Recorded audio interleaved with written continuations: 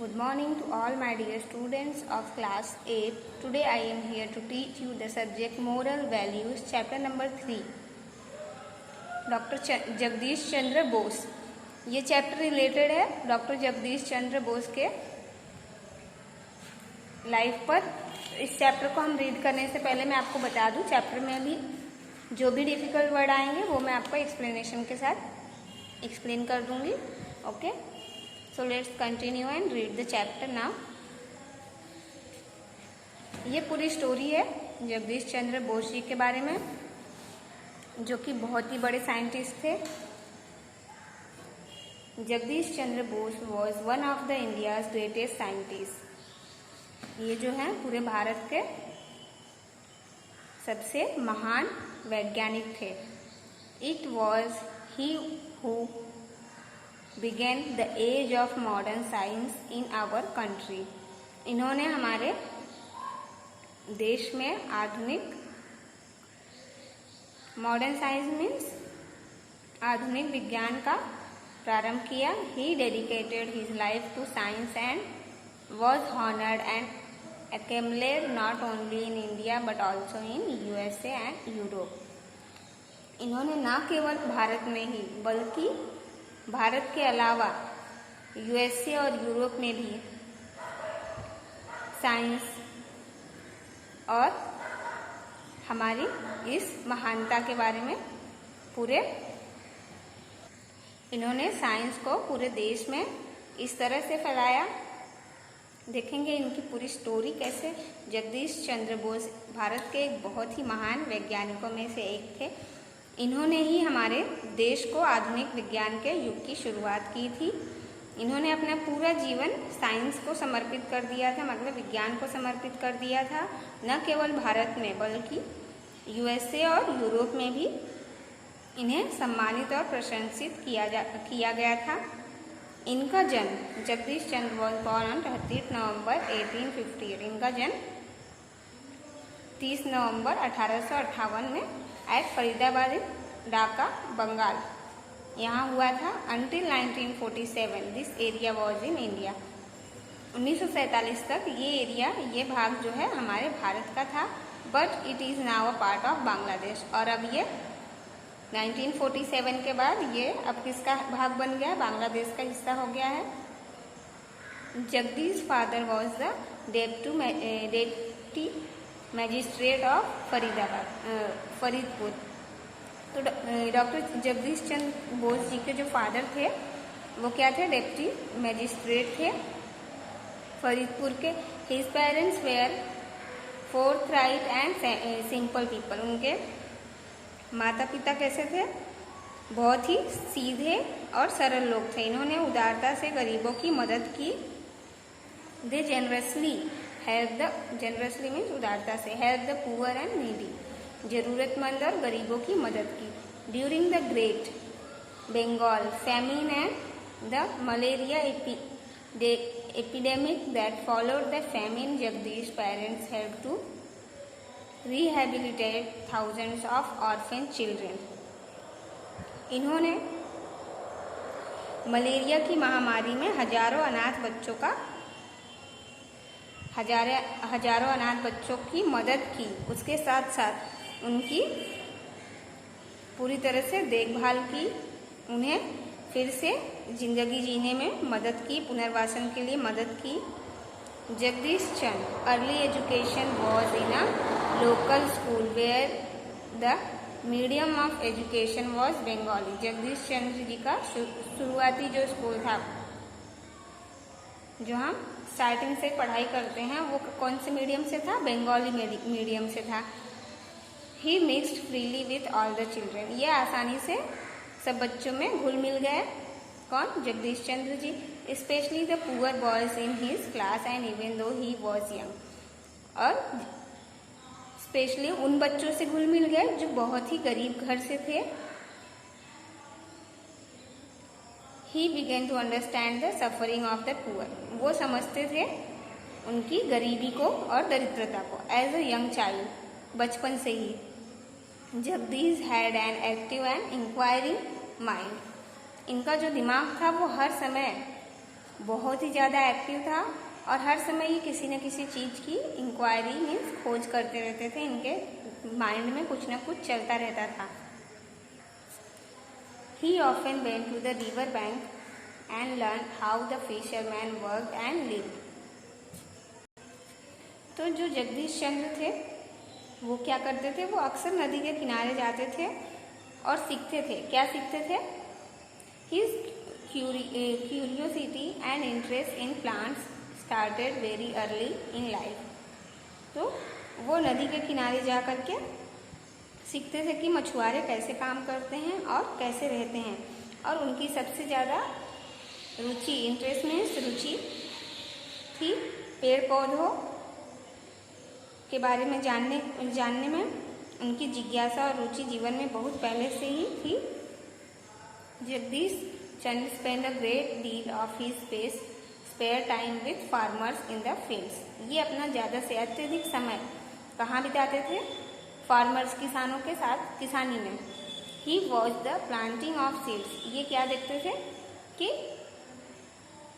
Planting कैसे की जाती है सीड्स की, खेतों में बुआई कैसे की जाती है। The growth of the plants, the harvesting and the reaping of the crops. मतलब खेत में फसल कैसे उगाई जाती है, कैसे बुआई की जाती है, कैसे इनकी हार्वेस्टिंग की जाती है, रीपिंग ऑफ द क्रॉप्स, ये सब चीज़ें वो जाके खेत में देखते थे किसानों के साथ। His interest were wide. और उनका बहुत ही ज़्यादा इंटरेस्ट था। उन्होंने आश्चर्य से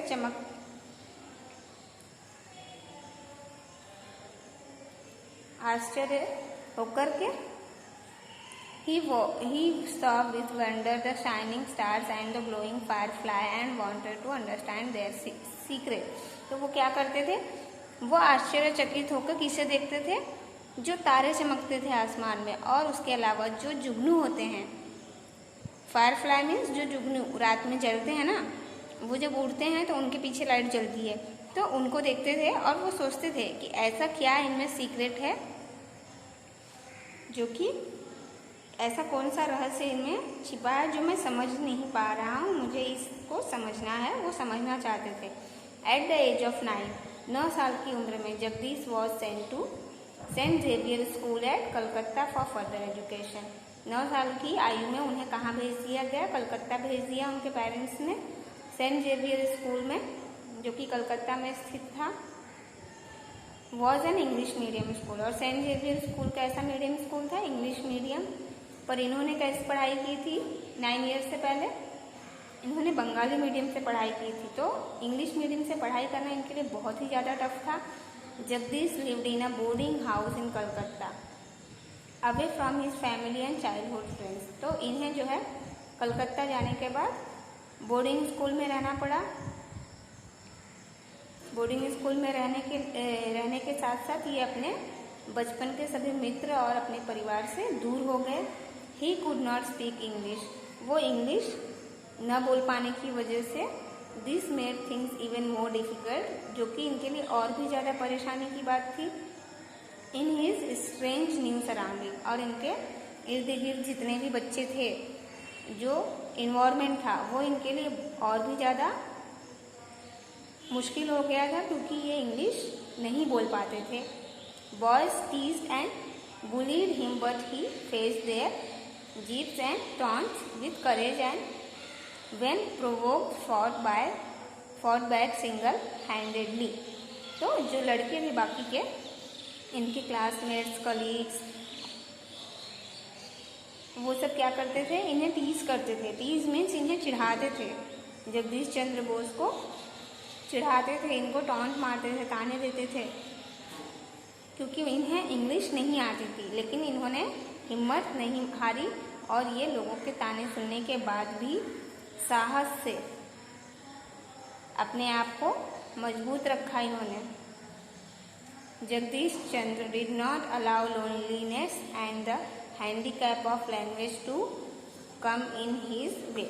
इन्होंने अपनी लाइफ में अकेलेपन को अपनी विकलांगता नहीं बनने दी और अपनी लैंग्वेज को भी अपने रास्ते की मुसीबत नहीं बनने दी। इन्होंने अपना रास्ता खुद चुना और अपना नया रास्ता खुद बनाया। He studied hard to overcome his handicap.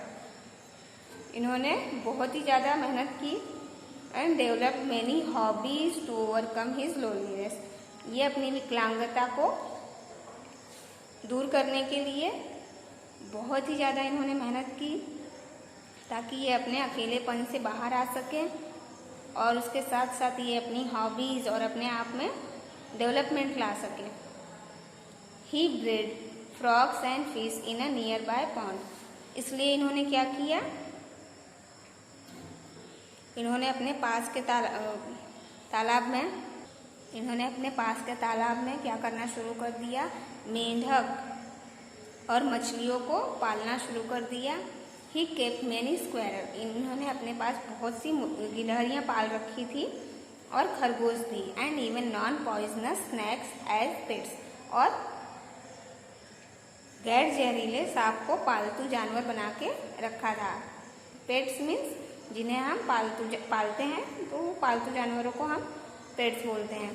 तो बिना जहर वाले स्नैक्स भी इन्होंने पाल रखे थे। He observe plants germinating and flowering and going through their life cycle.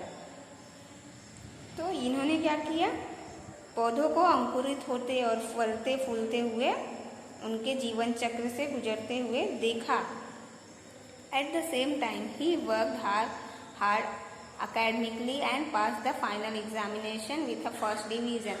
और इसके साथ ही साथ इन्होंने अपनी पूरी मेहनत और निष्ठा और लगन के साथ प्रथम श्रेणी के साथ अपनी अंतिम परीक्षा उत्तीर्ण की और अपने कॉलेज में इन्होंने स्पेशलाइज्ड इन फिजिक्स, मतलब ये स्पेशलाइज थे किसके, फिजिक्स भौतिक विज्ञान के, और विशेषज्ञ थे botany. Remains his favourite subject. ये इनका जो है फेवरेट सब्जेक्ट था। विथ ग्रेट डिफ़िकल्टी, बहुत ही ज़्यादा परेशानियों के बाद भी Bose family manage to find enough money to send Jagdish to England in 1880। तो बहुत सारी परेशानियों और मुसीबतों का सामना करने के बाद, मुश्किलों के बाद बोस परिवार ने क्या किया, 1880 में जगदीश चंद्र बोस जी को किसी तरह से पर्याप्त धन जमा करके उन्हें आगे की पढ़ाई के लिए studies medicine but have to give it up because of ill health. आगे की पढ़ाई के लिए कहाँ भेज दिया, इंग्लैंड भेज दिया। But he studied medicine but had to give it up because of ill health। इन्होंने चिकित्सा का अध्ययन किया, लेकिन इनकी सेहत खराब रहने के कारण इन्हें अपनी पढ़ाई को बीच में छोड़ना पड़ा। सो ही टूक नेचुरल साइंस इन कैम्ब्रिज। तो इन्होंने क्या लिया, नेचुरल साइंस सब्जेक्ट लिया, कहाँ पे, कैम्ब्रिज में। It was necessary to know Latin in order to study natural science in those days. उस समय में अगर नेचुरल साइंस आपको सीखना है तो आपको लैटिन भाषा आनी चाहिए। लैटिन एक लैंग्वेज है, वो आपको आनी चाहिए, तो ही आप ये सब्जेक्ट की स्टडी कर सकते हैं। तो ये उस समय में बहुत ही ज़्यादा नेसेसरी मीन्स जरूरी था। और इन्हें जगदीश चंद्र जी को लैटिन भाषा नहीं आती थी, तो ये इनके लिए बहुत ज़्यादा डिफ़िकल्ट हो गया था। तो इन्हें अगर नेचुरल साइंस की पढ़ाई करनी थी तो उसके लिए इन्हें लैटिन सीखना पड़ा। Jagdish Chandra who had a simple background and little money. Jagdish Chandra जो कि बहुत ही साधारण से परिवार से थे, जिनके पास बहुत ही कम धन राशि थी, पैसे कम थे, had to learn Latin to be able to continue his study. उन्हें लैटिन भाषा सीखनी पड़ी अपनी पढ़ाई आगे जारी रखने के लिए। He had to achieve success despite great odds and strong competition। इतनी कड़ी मेहनत और कंपटीशन के बाद भी इन्होंने क्या किया, सक्सेस को अचीव किया। Yet with determination and willpower he was able to pass his examination with distinction। इतनी कठिन समस्याओं को झेलने के बाद भी इन्होंने क्या किया, अपनी पूरी विल पावर, अपनी पूरी इच्छा शक्ति और पूरा मनोबल लगा के इन्होंने एग्ज़ाम को पास आउट कर लिया। After completing his studies Jagdish Chandra return to India and join the staff of Presidency College in Calcutta. तो पढ़ाई कंप्लीट करने के बाद इन्होंने क्या किया, ये वापस आ गए भारत में, अपने देश में, इंडिया में। और इन्होंने क्या ज्वाइन किया, कॉलेज ज्वाइन किया, staff of Presidency College join किया, जो कि कलकत्ता में स्थित है। Here yet another struggle began for the young scientist. यहाँ पर नई मुसीबत उनके लिए आ गई, युवा वैज्ञानिकों के लिए।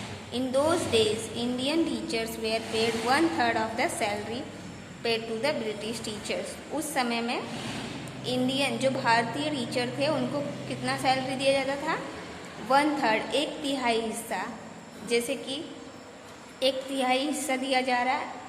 फॉर एग्ज़ाम्पल मैं आपको बता दूं कि अगर 10,000 सैलरी है तो उसमें का 1/3 पार्ट जो है इन्हें मिलता था, और जो ब्रिटिश टीचर थे उनको कंप्लीट सैलरी मिलती थी, मतलब पूरे 10,000 मिलते थे। एक एग्जाम्पल के रूप में मैं आपको बता रही हूँ 10,000 उस समय में इतना मिलता था या नहीं, ये गेसिंग एग्जाम्पल के लिए मैं आपको एग्जाम्पल दे रही हूँ। तो ऐसा आप मत सोचिएगा कि 10,000 उस समय सैलरी थी।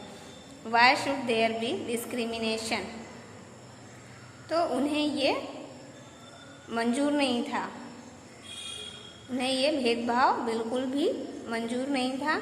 जगदीश बिलीव्ड, इन्हें भरोसा था, जगदीश को भरोसा था इन फेयरनेस, ईमानदारी पर। He kept working but refuse to accept a salary less than those of his British associates. तो इन्होंने क्या किया, बिना पैसे के ही काम करना शुरू कर दिया और सैलरी को क्या कर दिया, रिफ्यूज मीन्स मना करना, लेने से मना कर दिया, क्योंकि उन्हें कम सैलरी दी जाती थी ब्रिटिश एसोसिएट्स से। It was very difficult period of his life, ये बहुत ही मुश्किल समय था उनके जीवन का। He could not afford to buy scientific instrument which were required for his research work, और वो सैलरी न लेने की वजह से इनकी लाइफ में इतनी मुश्किलें थी, ये एफर्ड नहीं कर पा रहे थे साइंटिफिक वैज्ञानिक इंस्ट्रूमेंट। अगर इन्हें कोई भी एक्सपेरिमेंट के लिए कोई भी सामान खरीदना है, इंस्ट्रूमेंट परचेस करना है, जो कि बहुत ही ज़रूरी है इनके रिसर्च के लिए, तो ये नहीं खरीद सकते थे। क्यों? क्योंकि पैसे की शॉर्टेज की वजह से। बट ही वर्कड ऑन, लेकिन इसके बावजूद भी इन्होंने काम किया। Eventually his hard work, wide knowledge and dignity won over the policy makers of the college. इतना सब होने के बावजूद इन्होंने अपनी कोशिश करनी बंद नहीं की, इन्होंने बहुत ही ज़्यादा कड़ी मेहनत की और अपने नॉलेज और अपनी डिग्निटी को अपना पावर बनाया। और इन्होंने policy makers of the college, he was paid the full salary, और इन्होंने क्या किया, कॉलेज की पॉलिसी चेंज की और उन्हें जो है fully salary, he was paid the full salary due to him as a member of the staff, और उन्हें पूरी सैलरी कॉलेज के स्टाफ के साथ मिलने लगी। फॉर द नेक्स्ट 10 ईयर्स, अगले 10 सालों Jagdish continued to life frugally. He saved as much as he could in order to have a laboratory for his scientific research. तो उन्होंने ज़्यादा से ज़्यादा बचत की और क्या किया, अपने खुद के लिए साइंटिफिक लेबोरेटरी रिसर्च ओपन किया। आफ्टर मेनी सेक्रीफाइस, बहुत सारे त्याग और बलिदान के बाद, Jagdish was able to set up a laboratory of his own. बहुत ज़्यादा परिस्थितियाँ और त्याग करने के बाद जाके इन्होंने अपनी खुद की एक लेबोरेटरी सेटअप की, जो कि इनके खुद के पैसों से बनाई हुई थी। Jagdish Chandra conducted independent research on electromagnetic wave at the same time that Marconi. ये वाला पैराग्राफ से हम नेक्स्ट वीडियो में कंटिन्यू करेंगे। आज के लिए इतना ही। Thank you for the today's class. Have a great day children.